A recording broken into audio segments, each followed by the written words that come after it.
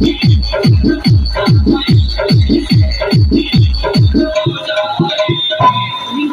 गजल का लाइन लगा, जरा ध्यान से सुनिएगा।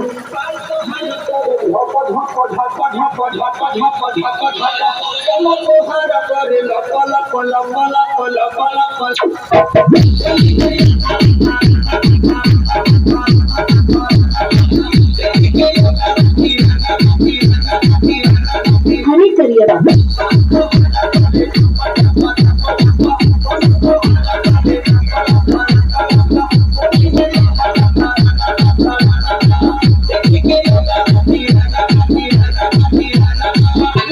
बजाना गीत के आप लोग सुन ले कैसे बहादुर